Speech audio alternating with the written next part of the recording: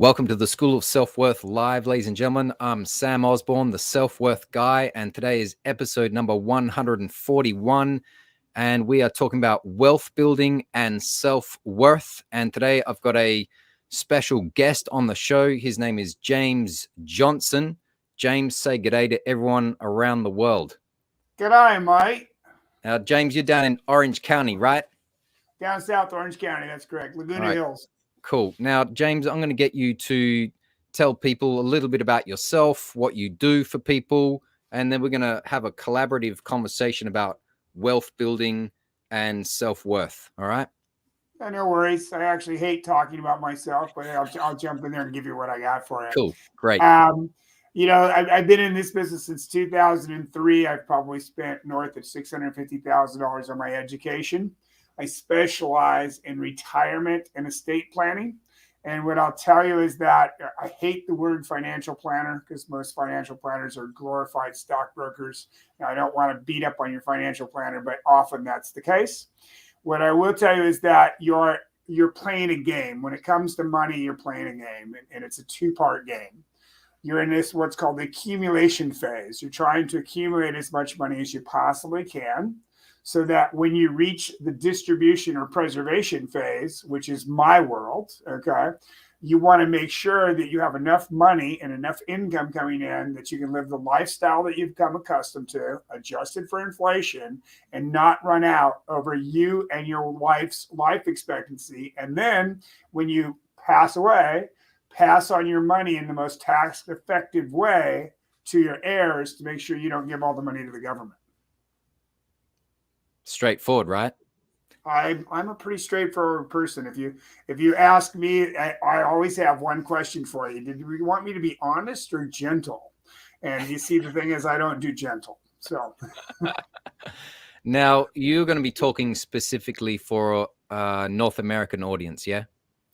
Yes and no. I mean, if we're talking about taxes, those are definitely directly proportional to America, but the reality is we have taxes in all parts of the world, and that can have an effect on you. Can you use the numbers I quote to you? No, if you're outside the US, you really can't, but you can use the general premise of what I'm talking about. So here's an example. They once asked Einstein, what's the most incredible force on Earth? Do you know what he answered? I know what the answer is, but tell everybody. It's compound interest, all right? But what is the key to compound interest? Time. That's correct. And so here's the thing. That applies to everybody in the world, all right? So if you wanted to really simplify this whole entire world, you would ask a question. How do the rich get rich and stay that way? And the answer is they don't work for their money. They let their money work for them. And so the sooner you get your money working for you and the more money you have working for you, the longer period of time you have it working for you, the better off you are. Now, you said you worked in the space of not the accumulation phase, but the distribution phase, right? I specialize in the distribution and preservation stage. Now, do I work in the accumulation phase? Absolutely. And if you knew what I know, you'd play the first part of the game very differently, because you see, like all games, the game is always won in the end.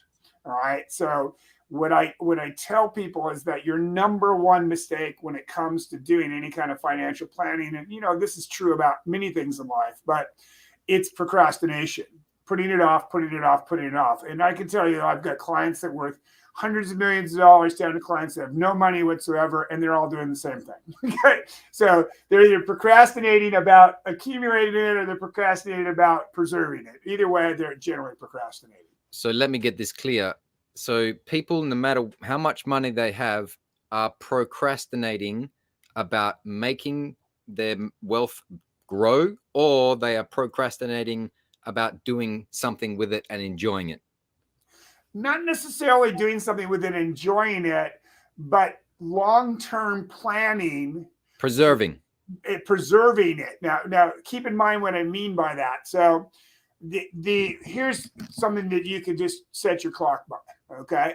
I think this is probably true throughout the world, but I really can't speak outside the United States. All right. But I can tell you that here in the United States, it is absolutely inevitable that taxes are going to go up. There's not a question of if, it's just a question of how fast and how high. And I can tell you that tax rates have been as high as 94% since the inception of the temporary income tax and the establishment of the IRS in 1913. And the average has been 58. Currently, we're sitting at 37. All right. If you look at where we are as a country, our national debt is $28 trillion.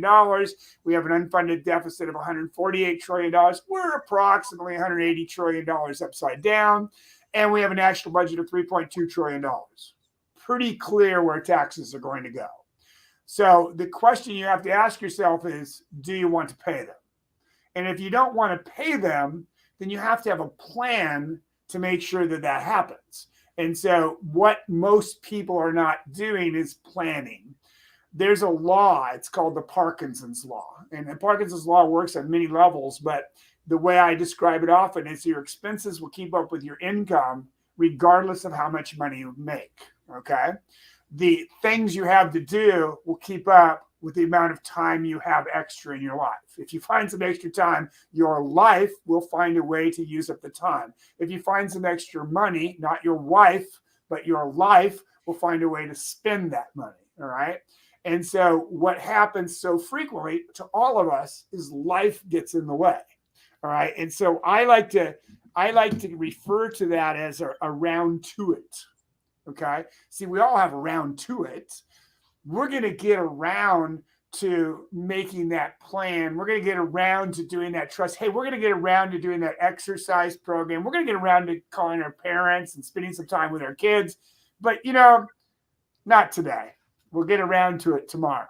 All right. And so we all have that problem. And we have that problem at all points of our lives. You look at what's really important to you in life, Sam, and it would be pretty safe to say that would be your family, your health, your wealth, and your spirituality, if you were to sum it up for most people. Like your purpose in life, yeah. Yeah. And yet, what are the four things we put off the most?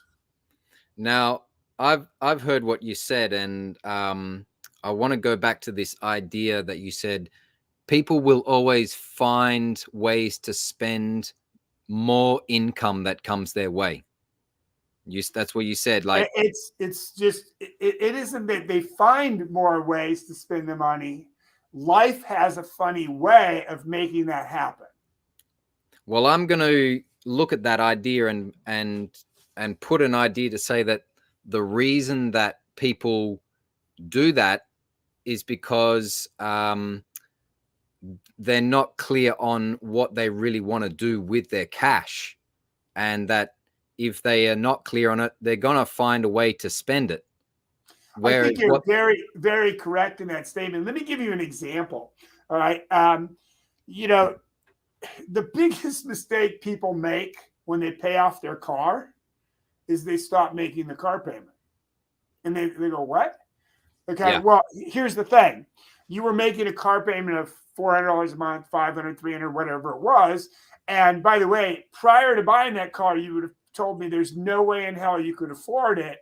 But, driving's a lot better than walking. So you'd figured out a way to actually make that payment, correct? Yeah. So in the process of making that payment, you made that part of your life. It's there. It's like rent. It's like the food. It's you got used to it. You got used to it. So while you're used to it and you've paid off your car, if you could just simply start saving the money you now are saving, you would be that much better off. Yeah, but why don't people do that? I got to say that there's a multitude of reasons why that is, but I think you summed it up really well. They're not clear, and often, here's another example. A person that wins the lottery or comes into a large amount of money, inherits it, gets a huge job that makes now $5-10 million a year. Not only are they broke in 2 years, they end up filing bankruptcy. Yeah. All right. And the reason why is because they start living like they were born on third base. All right. They had no concept of how money really worked. All right. And then when they got it, it's like, oh, we can get this and oh, we can get that. And then all of a sudden that expense goes up to a very, very high level and they consume the money very quickly. All right. And so it's just, I think it's a lack of discipline and very much what you said, a kind of a self-worth thing of trying to figure out, what should I be doing with this money? It's a lack of knowledge, or it's generally always a lack of education. I used to call people stupid. Now I call them uneducated. Right. And some are still stupid, by the way. That's a bad joke. Now, don't worry, I've got plenty of bad jokes myself, but I want to ask this question. How is it that, well, I'm assuming that people stop taking the car payments and, stop saving the car payments because they've been paying for it because they broke strategy. So I want to ask you, how do people prepare to stick to a strategy for building wealth? Well, if I could go back and change one thing in my life, all right, I could tell you that, look, I've been working since I was 8. I mean, literally since I was 8. People say, well, that's crazy, but it's really not. Okay. My dad gave me nothing extra. Okay. I provide food, a house for you to live in, and basic clothing. You want anything above that, you go earn it. All right. That's a good dad. And so there were times I would tell you that wasn't true, but when looking back in hindsight, it was a very, very valuable lesson. However, the sad part was he never taught me the moral of the story. All right. So he taught me to work, and he taught me a work ethic beyond none. So I collected pop bottles. I mowed lawns. I weeded gardens. I washed cars. I had paper routes. You name it, I did it if it could create money. Where my mistake came, and by that way, it was always that way. I've never, ever had a problem making money. My problem was, what do I do with the money once I get it? All right. And if you would have looked at me and by the way, I've had my own businesses since I was 22 and really for all practical purposes since I was 8, except for a 4-year stint in the Marine Corps. And so I've always had my own businesses and I've always made a fair amount of money. But if you would have asked me when I was 30 years old how much money I had in the bank, I would have looked at you and said, dude, money in the bank? What do I need that for? I'm supposed to be dead. Okay. I was riding motorcycles at 155 miles an hour up and down the freeway, jumping out of airplanes, defying gravity at every moment. Anything that risked my life was pretty much right up there. And it was when sometime around that time when I began to realize that I actually might make it longer in life and that I probably should start looking long term. And I think I was around 35 when I bought my first house. All right. And, I learned from different people. The problem was, and I think the problem for so many people is we live in a box. And it's like, Sam, how do we get out of this box? What do you mean by box? Explain that to the people. The thing is, Sam, everyone's in a box. You're always limited by the knowledge you have. And the only way you're going to increase that knowledge is 3 ways, okay? The first way is experience. You can actually go out and experience that. The second way is to actually learn it, all right? Go read it, study it, watch videos, whatever the case may be. And the third way, probably a more dynamic way, is to have it passed to you, to learn it from someone else. And so what I mean by the box is that you keep asking the same people in the same box how to get out of the box, and the damn directions are on the outside of the box. All right.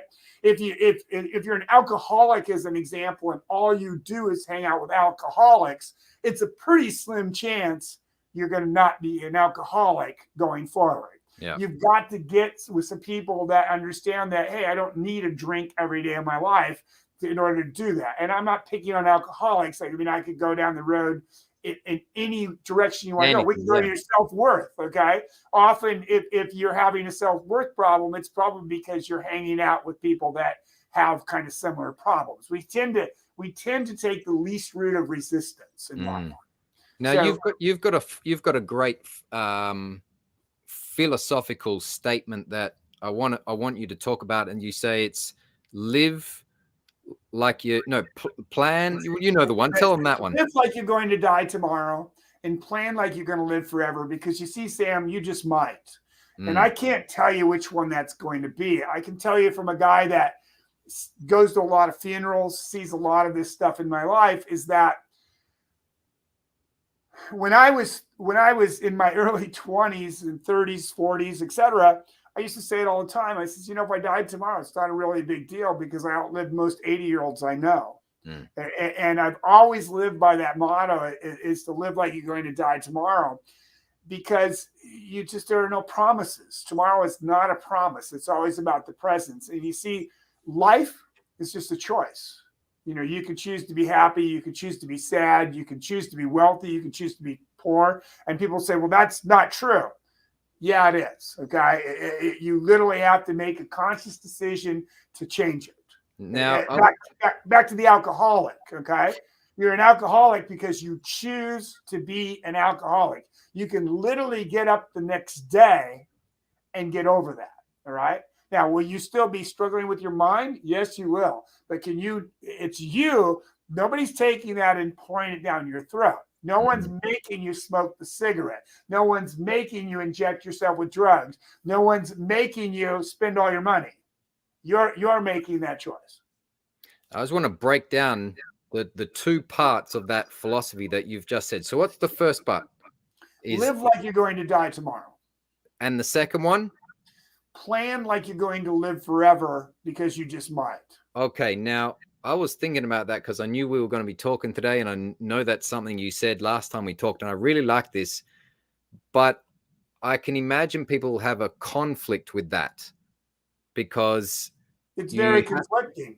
It's conflicting. So it's very conflicting. I'm trying to imagine what it would be like for another person hearing that, and they go, so you want me to live in the moment and enjoy my life now, but that means spending a bit of cash and having some fun. And then if you apply the second part, it's basically saying don't spend all of your cash because you might want to enjoy a longer period. And so the key word is don't spend all of your cash.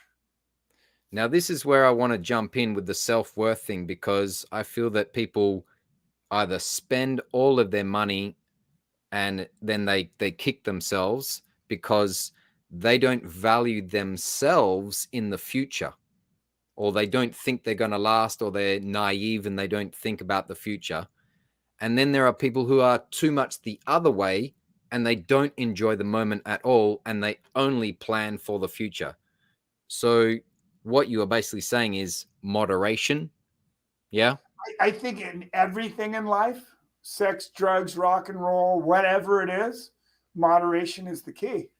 I mean, it's okay to be extreme, but there's a balance there somewhere. I can tell you that from a guy that actually speaks to people on their deathbed more often than I would like to admit. I've never heard one person say, I wish I would have saved another $1. Okay. It just never happened.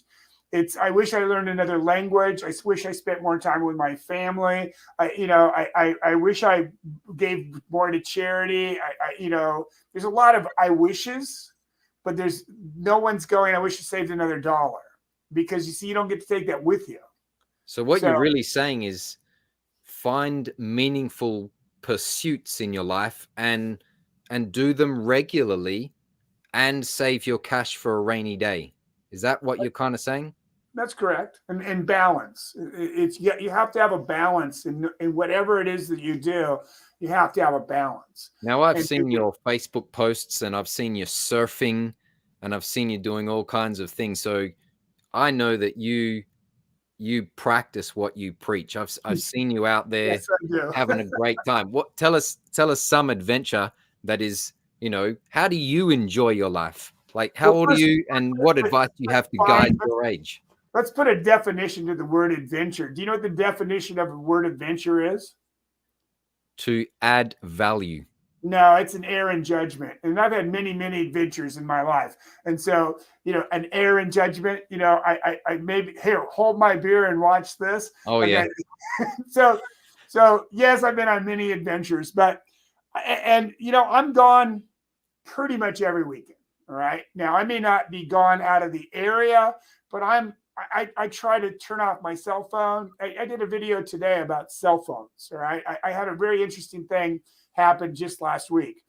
I don't have a regular phone anymore. All right. I literally remodeled my house. I pulled the wiring out of my house for phones. I don't have phones in my office. This is my main phone. All right. And so on weekends, I turn this thing off quite frequently. All right. I don't take calls. I don't answer emails. I don't do anything like that. Well, just this week on Tuesday, I had to go all day long without my business phone. The stress of that was pretty intense. All right. And I actually did a video on it about that. All right. And I kind of forgot why I was telling you this story, but adventure, the importance of adventures. Right. So these adventures that I go on can be something literally as simple as putting some music on my bike and going for a ride for 20 miles up and down the beach. It could be surfing. I'm going to leave here from this meeting right here, and I literally am going to go drop my cat off at the house. I have an office cat who's being over here and being very quiet. Okay? What's his or her name? Her name is Willow, and she's about 5 months old now, and actually she's been in heat the last 4 days, so she's been really obnoxious. Well, welcome to the School of Self-Worth, kitty cat. Yeah, and so this thing goes out of focus. Just get it into focus. Get it, come back in. Come on, you can do it. Okay. Maybe jump out of shot, and now come back in. Yeah, let's see if that works. Okay, so anything you can do that takes you out of your normal way of doing things. So I'll leave here. I'll go play pickleball, racquetball, skiing. I'm leaving on Friday. I'll be out at Mojave Lake, water skiing, wakeboarding, drinking, having a good time. The following weekend, I'll be going into Huntington Lake. Following week, I'm going to turn 60. Boy, can't wait for that. But it's pretty constant, all right? And here's what I'll tell you is that we all get incredibly busy. You remember I told you the Parkinson's law, how it tends to clean things up? Well, from an entrepreneur, and I'm an entrepreneur, been an entrepreneur my entire life, we have a real problem. And our problem is that we like to work, right? Mm-hmm. We work. And so what I learned a very long time ago is the way to get around that, and it cost me a lot of money to learn this, by the way, is my schedule. Yep. So ask me where I'm going to be in the second week of February. Ask me where I will be in the fourth week of February. And I can tell you right now, I'll be in Taos skiing in the second week of February. I will be in Steamboat Springs skiing for the fourth week of February. You know how I know? You planned it. Not only did I book it several weeks ago, I paid for it. Yep. If you ask me in January, let's go, I would tell you I'm too busy. All right. But by doing things, booking things far in advance like that, I'm never too busy because it's already in the schedule and I'm just going to have to go do it. You know what? I'm the same with my sweetheart. We like to plan ahead. There's nothing wrong with doing that. And I want to ask you, how does it make you feel to do that? It has to schedule to schedule your time and to refine what you do with your time. How does that make you feel? It has a range of emotions. All right. It can be, for me, last minute stuff is incredibly stressful. All right. I mean, incredibly stressful. So the farther out I advance it, the better. But I also know this. I know that you only have so much time in a day. All right. And this thing creates more problems than you know what to do with. All right. It's always getting in the way. Remember Parkinson's law? This is like the king of Parkinson's law. It has a tendency to get in the way. You will get more done the day before you go on vacation than you typically get done in any given week. All right. And so it's very fulfilling sometimes. All right. Like, wow, how did I get all that done? And the reason why is because I just didn't have a choice. I'm leaving for a week. All right. And I literally just got back from a week trip to Washington State. So nice. And talk to people about the power of saying no to some things. There's no more powerful word than no. All right. And I say no daily to lots and lots of things. All right. I mean, especially in this world we're living in right now today. Because you value your time. My time is the most valuable asset I have. So there is a link between valuing your time and your wealth, right? I think wealth is it's a poorly used word. All right. What is wealth? Well-being and cash. Okay, I will go with the well-being, but I'm not so sure cash makes wealth. I'm a Rotarian, and so I do a lot of service. Stuff to help. I do a lot of stuff to help other people. And about 2 years ago, I took a trip over with a company called With Your Own Two Hands or something like that. And we went to several orphanages and we traveled around Kenya and in a third world country. And it's not my first trip to a third world country. And I can tell you that the most amazing part about that trip was how little people have, yet how happy they were. Okay. And so money does not buy happiness. Now it helps. It certainly can be fun. Okay. But it does not buy happiness. You can literally live under a bridge on the freeway and be happier than the person that has a multi-million-dollar house. Seems strange to say that, though. It's true. And so the thing to remember, I think, about all of this, about everything we talked about your self-worth, is it's a choice. Everything in life is a choice. And you get to make it.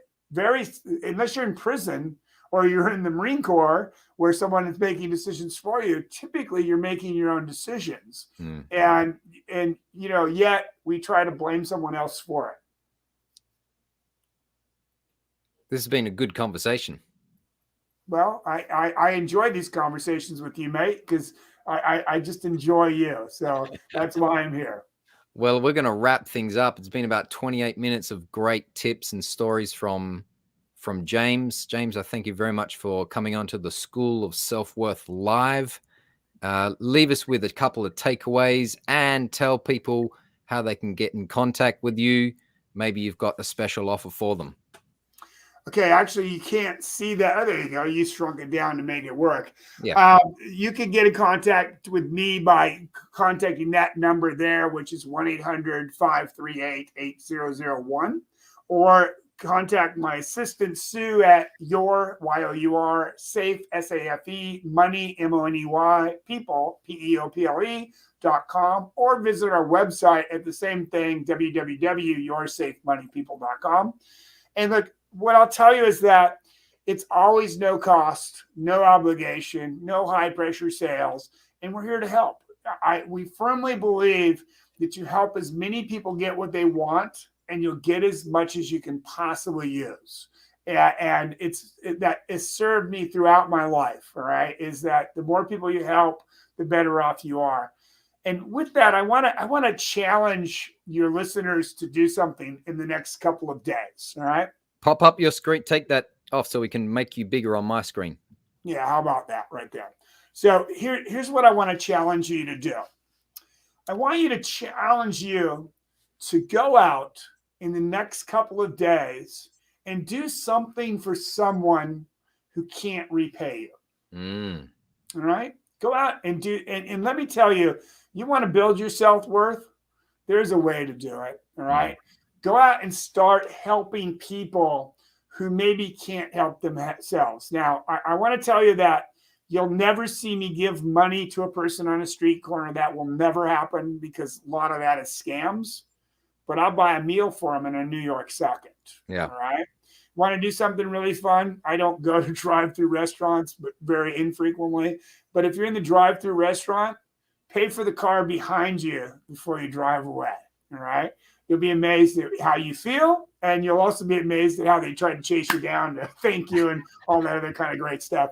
But do something for someone that could never repay you, and don't look for a thank you. Don't look for that. Yeah. Just do it and move on. I can tell you that will help you with your self-worth tremendously if that's something you're trying to do. Yeah, totally agree. All right, James, bloody awesome to have you on the show. Hey, Sam, it's always a pleasure. It's been too long. We'll have to do this again soon. And I'll bring you on. We've got a podcast called Healthy, Wealthy, and Grateful, which you've been there before. And we'll bring you back for that here in the not too distant future. All right. Well, everybody, James Johnson, check him out. I'm going to end the broadcast. James, it's going to kick everyone out of the broadcast, but it was great talking with you again. I wish you well, mate. Hey, no worries. It's time to go play pickleball anyway. All right. See you, mate. Good day now. Bye.